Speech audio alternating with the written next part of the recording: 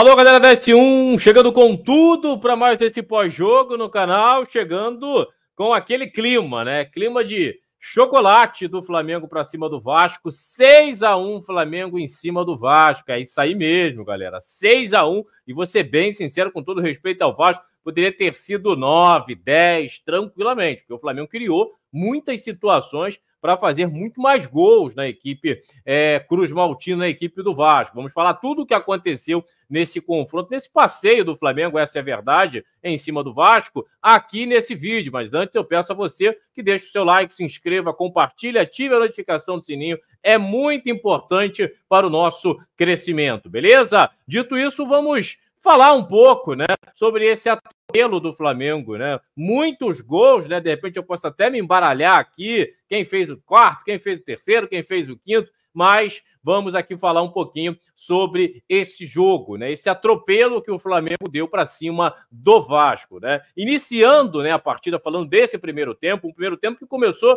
muito mais favorável ao Vasco, né? Até começou equilibrado, ali os 3, 4 minutos as equipes se estudando um pouquinho, né? Muita intensidade das duas partes, de ambas as equipes.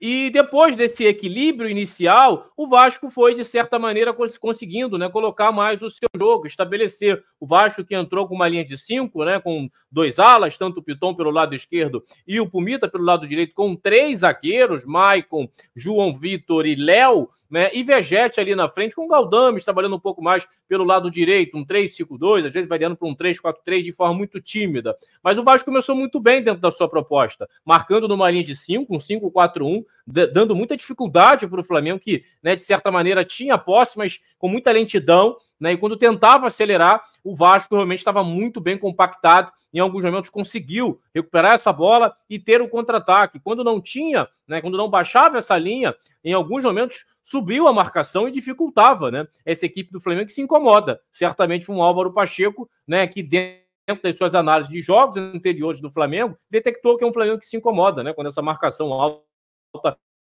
sobe, pressiona, enfim, tira o espaço, o Flamengo se incomoda demais, né? E o Vasco tirou muito proveito disso, né? O lado esquerdo do Piton, que é muito forte, né? O lado que o Vasco mais ataca, né? Nos seus jogos, funcionou. Mas o lado, realmente, nesse primeiro tempo, até o Vasco achar o gol, foi o lado direito, né? O lado direito com o Pumita, com o próprio Ryan, estava muito bem, com auxílio ali do Galdames, enfim, trabalhando por aquele setor, e o Flamengo encontrando muitas dificuldades, né, para encontrar os espaços. Em alguns momentos o Vasco até dava o espaço, mas o Flamengo não estava conseguindo conectar o último passe, o passe até um pouco mais arriscado, né, um passe, às vezes, com o penúltimo homem que vai dar o passe ali para o Pedro, né, o Arrascaeta, até mesmo o próprio Gerson, marcado, é um passe que você tem que dar, né, até porque as janelas, né, que o Vasco vinha dando para o Flamengo eram pequenas, mas tinham janelas ali, né, cabia, principalmente um Alan, um De La Cruz, que trabalhou muito por trás, até mesmo o Varela, né? Enfim, conectarem esses passes com mais facilidade para colocar o Arrascaeta, o próprio Gerson, numa condição muito mais favorável de finalizar ou achar o Pedro ali numa movimentação por trás da defesa, né? E o Vasco bem no jogo, né? Uma equipe muito bem postada, né? E aí o Vasco abre o placar, né? O Vasco abre o placar com o Vegete, né? Um lateral ali para a área, lá um bate-rebate, o Vegete pega um voleio lindíssimo, né? Abrindo o placar 1-0 para o Vasco, né? O cenário estava totalmente favorável para o Vasco, o comportamento que o Flamengo tinha, né? E o comportamento do rival do Vasco era realmente de uma tarde tenebrosa, né? Para os lados do Flamengo. O Vasco teve uma outra chance, uma jogada muito forte pelo lado direito, que essa bola passa na frente da área, o Vegete erra, né? O chute, a finalização, poderia ali ter sido o segundo gol do Vasco, 2-0, e a partir desse lance especificamente, né, que o Vasco faz o gol e depois cria uma situação para fazer o 2-0, o Flamengo, de certa maneira, começa a aumentar um pouco mais a rotação, a ser mais rápido, a tentar explorar os espaços entre linhas, né? Essa linha de 5 e a linha de 4 do 5-4-1 que o Vasco marcava o Flamengo. O Flamengo começou a encontrar mais os espaços, Gerson a flutuar, o próprio Arrascaeta, até uma falta, né, na entrada da área, que o Alan acha um passe rápido para esse Arrascaeta na entrada da área, ele sofre a falta, se eu não estiver enganado, foi do Esforça, né? Ele já se virava para achar o passe, o Pedro até mesmo para finalizar de perna esquerda, e aí o Flamengo começou a ter um pouco mais, né, de situação. E num bate-rebate, o Arrascaeta envolvido ali no lance, né, com o Maicon, levanta quase dá um chapéu no Maicon, essa bola sobra na entrada da área para o Cebolinha finalizar, né? 1-1, Flamengo empata o jogo, né? Cebolinha, que foi o homem, no meu entendimento, da partida, né? Ele faz esse gol de empate com muita movimentação, finaliza, e aí vem o segundo gol, né? O Cebolinha recebe essa bola lá pelo lado direito, né? Tira a defesa do Vasco para dançar, acha o Pedro, 2-1 Flamengo, né? Fazendo ali a virada do Flamengo. E o Flamengo continua com a rotação alta. E o Vasco se perdeu, né? A partir do gol de empate, o Vasco se perdeu. O Vasco começou realmente a liberar muitos espaços, muitos buracos, e o Flamengo começou a aproveitar esse espaço entre linhas na frente do gol do Léo Jardim, pelos lados também, né? E foi num escanteio que o Flamengo achou o seu terceiro gol, Davi Luiz, né? Cobrança do Cebolinha, gol do Davi Luiz, e o Flamengo fez o 3-1, né? 3-1 Flamengo, e aí, de certa maneira, encaminhando, né? Termina o primeiro tempo, né? Eu até esperava uma mudança de postura do Vasco. O Vasco acabou perdendo, o João Vitor expulso, né? Uma falta ali no De La Cruz, o VAR chamou e ele foi a revisão, ele tinha tomado amarelo, o VAR chamou, né? E o Braulio lá deu vermelho, João Vitor expulso, o Vasco já tinha dificuldade com 11,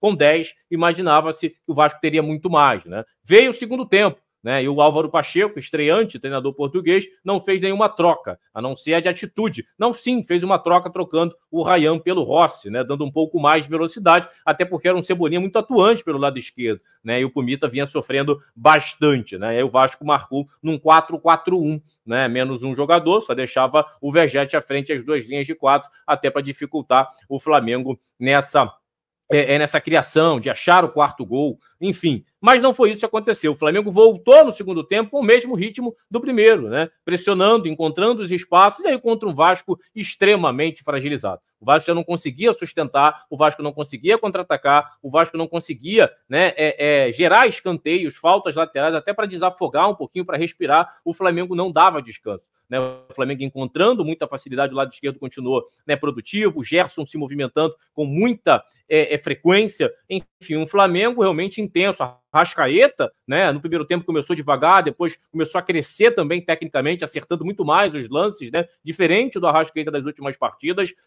e o Flamengo acha, né, o seu quarto gol, né, com a Arrascaeta. Acha com a Arrascaeta, recebe um passe, se eu não estiver enganado, foi do De La Cruz, né? E aí ele sai na cara do Léo Jardim, aí a frieza do uruguaio, né? Muita qualidade, dá um tapinha, corre pro abraço, 4-1 Flamengo, né? Para muitos torcedores, o Flamengo iria tirar o pé, né? E eu estava no Maracanã, presenciei isso, né? Ó, vai tirar o pé, vai começar as trocas, e até caberia as trocas. Eu acho que os jogadores que entrariam, né, na vaca, né, dos titulares, entrariam com ímpeto, né, até para mostrar, até para pedir mais minutos para os próximos confrontos, né? Mas não foi isso que aconteceu. O Flamengo fez o quarto e continuou em busca do quinto. E aí o Arrascaeta fez uma jogada lindíssima, né? Fez uma jogada belíssima, sai no meio de dois jogadores do Vasco, carrega essa bola, rola pro Bruno Henrique, que já tinha entrado na partida, e o Bruno Henrique ali da esquerda para a direita, mas dentro da área, dá-lhe uma chapada no canto esquerdo do Léo Jardim, sem chance.